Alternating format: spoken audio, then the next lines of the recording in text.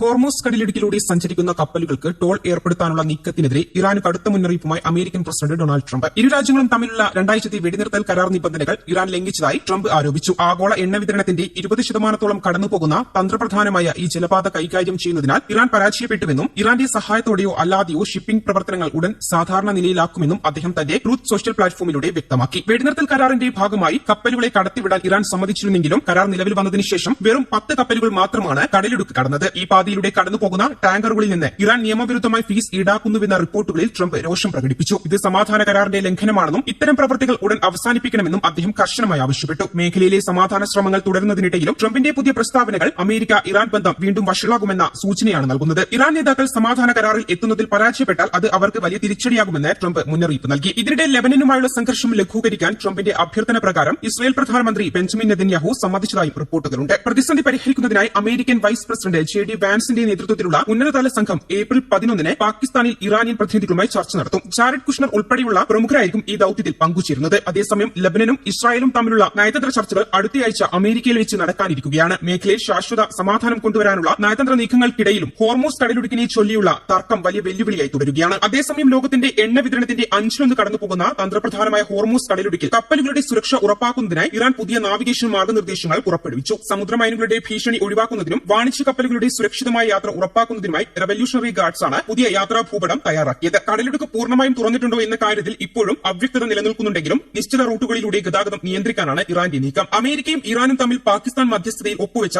രണ്ടാഴ്ചത്തെ വെടിനിർത്തൽ കരാറിന് പിന്നാലെയാണ് ഈ പുതിയ നടപടി. ഏപ്രിൽ 8 പ്രഖ്യാപിച്ച കരാർ പ്രകാരം ഇറാനെതിരായ സൈനിക നീക്കങ്ങളിൽ നിന്ന് അമേരിക്കയും ഇസ്രായേലും പിന്മാറണമെന്നും പകരം ഹോർമൂസ് കടലിടുക്കിലൂടെ കപ്പലുകൾ കടത്തിവിടാൻ ഇറാൻ അനുവദിക്കണമെന്നുമാണ് വ്യവസ്ഥ. മേഖലയിൽ ദീർഘകാലം സമാധാനം ലക്ഷ്യമിട്ടുള്ള ചർച്ചകൾ പുരോഗമിക്കുന്നതിനിടെയാണ് ഏപ്രിൽ 10 കപ്പൽ ഗതാഗതം ഭാഗികമായി പുനരാരംഭിക്കുമെന്ന് ഇറാൻ അറിയിച്ചിരിക്കുന്നത്. പുതിയ നിർദ്ദേശപ്രകാരം ഒമാൻ കടലിൽ നിന്ന് ഗൾഫിലേക്ക് പ്രവേശിക്കുന്ന കപ്പലുകൾ ലാരക് ദ്വീപിന് വടക്ക് ഭാഗത്തുകൂടി സഞ്ചരിക്കണം. ഗൾഫിൽ നിന്ന് പുറത്തു കടക്കുന്ന കപ്പലുകൾ ദ്വീപിന്റെ തെക്ക് ഭാഗത്തുകൂടി പാത പിന്തുടരണം. കൂടാതെ കടലിടുക്കിലൂടെയുള്ള യാത്രയിലുടനീളം ഇറാനിയൻ നാവികസേനയുമായി അടുത്ത ബന്ധം പുലർത്താനും കപ്പലുകളോട് ആവശ്യപ്പെട്ടിട്ടുണ്ട്. ഹോർമൂസ് കടലിടുക്കിലൂടെ കടന്നുപോകുന്ന കപ്പലുകളിൽ നിന്ന് ട്രാൻസിറ്റ് ഫീസ് ഈടാക്കാനുള്ള ഇറാന്റെ ആലോചന പുതിയ തർക്കങ്ങൾക്ക് വഴി തുറന്നിട്ടുണ്ട്. സമാധാന കരാറിന്റെ ഭാഗമായി ഇത്തരമൊരു ഫീസ് ഏർപ്പെടുത്തുന്നതിനെ ഒമാൻ ശക്തമായി എതിർത്തതായാണ് സൂചന. എന്നാൽ കപ്പലുകൾക്ക് ചാർജ് ചുമത്തുന്നതിനുള്ള സംയുക്ത സംവിധാനത്തെക്കുറിച്ച് വാഷിംഗ്ടൺ ആലോചിക്കുന്നുണ്ടെന്ന് US പ്രസിഡന്റ് ഡൊണാൾഡ് ട്രംപ് സൂചിപ്പിച്ചു. മേഖലയിലെ സംഘർഷങ്ങൾക്ക് താൽക്കാലിക ശമനമുണ്ടായെങ്കിലും കടലിടുക്കിന്റെ നിയന്ത്രണവും സുരക്ഷാ മാനദണ്ഡങ്ങളും സംബന്ധിച്ച ചർച്ചകൾ വരും ദിവസങ്ങളിൽ നിർണായകമാകും. ലബനനിൽ ഇസ്രായേൽ നടത്തിയ അതിശക്തമായ മിസൈൽ ആക്രമണങ്ങൾക്ക് പിന്നാലെ ഇറാൻ ഹോർമൂസ് കടലിടുക്ക് വീണ്ടും അടക്കുകയും ചെയ്തു. ഏപ്രിൽ 8 രാവിലെയാണ് ഇറാനും അമേരിക്കയും രണ്ടാഴ്ചത്തെ വെടിനിർത്തലിന് ധാരണയിലെത്തിയത്. കരാറിന്റെ ഭാഗമായി ഹോർമൂസ് കടലിടുക്ക് തുറന്നുകൊടുക്കാൻ ഇറാൻ സമ്മതിച്ചിരുന്നെങ്കിലും ഇസ്രായേൽ ആക്രമണം തുടർന്നതോടെ ഇറാൻ നിലപാട് മാറ്റുകയായിരുന്നു.